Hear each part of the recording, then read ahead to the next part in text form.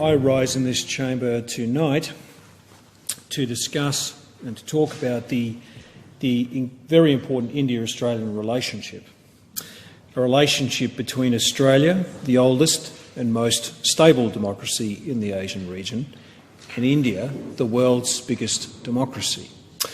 I also want to highlight how Australia has been enriched by Indian migrants to Australia, and to discuss and to point out a long-running grievance that both India and the Indian people have shared for many years, and that is their lack of success in gaining a permanent seat on the UN Security Council. Deputy Speaker, the 21st century is shaping to be the Asian century. Both Australia and India are growing economies located in the Indian Ocean Rim, which is home to more than 2.6 billion people, almost 40% of the world's population. According to 2011 modelling by the Asian Development Bank, Asia's GDP would increase from $17 trillion in 2010 to $174 trillion in 2050, or half the global GDP. India and Australia are positioned to benefit from this extraordinary growth. In Australia, there is a rapidly growing Indian community. This is certainly true in my electorate of Holt. According to the 2011 census, approximately 295,000 people living in Australia were born in India, and there are about 390,000 people of Indian ancestry. In 2011, those migrating for India were the largest source of permanent migration to Australia, forming 15.7% of the total migration program in 2011-2012, whilst according to the 2011 census, there were 11,116 people of Indian ancestry residing in my federal electorate of Holt. Deputy Speaker, Indian migrants have made a profound contribution to Australia. We see the contribution that the Indian community make in so many forms, be it in the fields of science or medicine or law or other fields. You also see the richness and the vibrancy of the culture and their culture in festivals like the Holi Festival at the Carrum Downs Temple, or the Diwali Festival, the Festival of Lights, which is coming soon, which will be held this Saturday at the same temple. And I celebrate those events with the community at this temple, which is called the Sri Shiva Vishnu Temple in Carrum Downs. It's an exquisite, almost iconic temple, and one that attracts many, many visitors from all over the world, actually. Now, today, India and its 1.25 billion citizens can no longer be described as a middle power. Rather, on any objective assessment, it's on the threshold of gaining substantial power status, and the international community is recognising this. It is clear that India's size and global importance justify a place or a position where they are warranted recognition in the world of world politics. India is set to overtake China as the world's most populated country by about 2028. It is the world's biggest democracy. Its economy is the world's third largest in terms of GDP purchasing power parity. India is currently the world's third largest military spender in purchasing power parity terms, and this is growing significantly, with the country being the world's largest arms importer. India also has an independent capability to place satellites in orbit, including production of the necessary launch vehicle, as well as having one of its satellites reach and orbit Mars just last month. As a long-term leader amongst the developing world, India has consistently advocated for another equality-inspired focal point of the UN, global poverty alleviation. The country now is emerging as an aid donor itself. India is also one of the largest constant contributors of troops to the United Nations. Peacekeeping missions with more than 100,000 troops have served in UN missions during the past 50 years. Now, it's not just my confidence in India's growing power. That confidence is shared by US President Barack Obama, who stated in his address to the Indian Parliament in 2010 that, and I would mirror these sentiments, India's treasured past, a civilisation that has been shaping the world for thousands of years. Indians unlocked the intricacies of the human body and the vastness of our universe. It's no exaggeration to say that our information age is rooted in Indian innovations, including the number 0.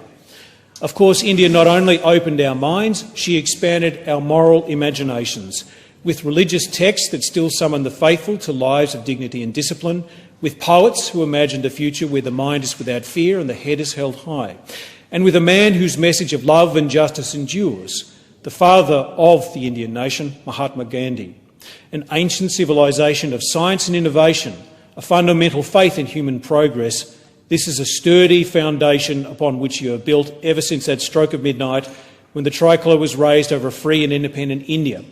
And despite the sceptics who said this country was simply too poor or too vast or too diverse to succeed, Indians surmounted overwhelming odds and became a model to the world. And this is still quoting President Obama. Instead of slipping into starvation, you launched the green revolution that fed millions.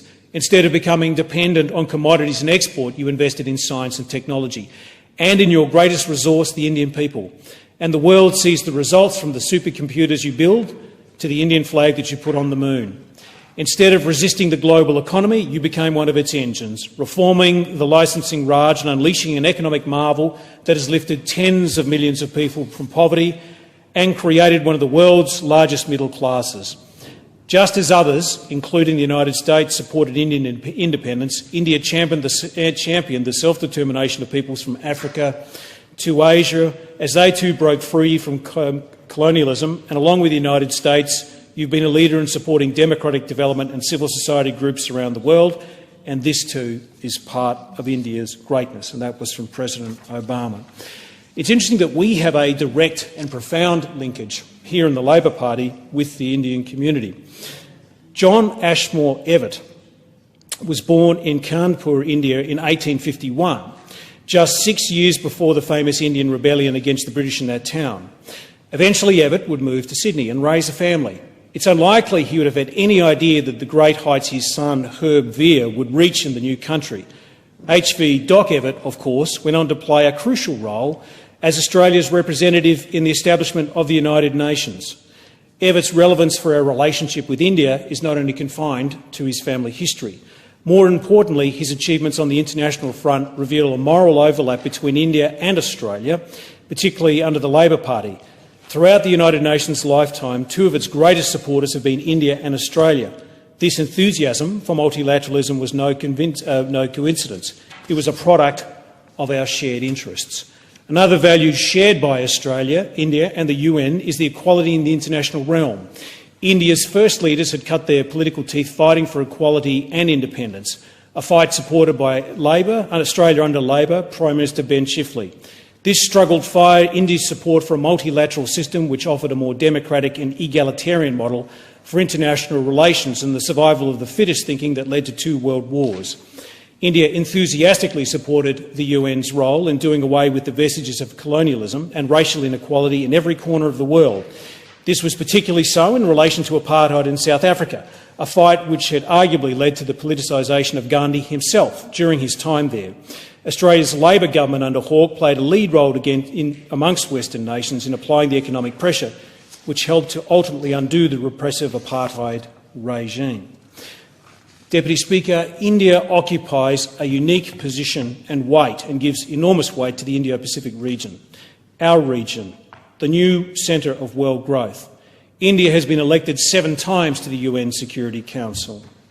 It is not only the world's largest democracy, I've said, has the 3rd largest armed force, but also the world's largest Hindu nation and the world's 2nd largest Muslim nation. But an incongruity, Deputy Speaker, remains. And that is this large, emerging democratic power, the largest democracy on the earth, does not have a permanent seat on the UN Security Council. Now, I know that there's been some discussion, particularly led by my predecessor, Gareth Evans, about reforming the UN Security Council. But I would ask, in the shadow of Diwali, that magnificent festival that's going to be held very shortly, in fact this weekend, as I've said, at the Sri Shiva Vishnu Temple in Carrum Downs, that it might be time for the world community to seriously recognise India's unique and evolving role in the world architecture, the architecture of the United Nations, and set aside a place for it as a permanent member of the UN Security Council. I've laid before this place India's unique history, its unique place in the world, its growing substantive status in world affairs. It plays a key role in this emerging Asian era, and I would strongly urge that it be given a seat on the UN Security Council as a matter of priority.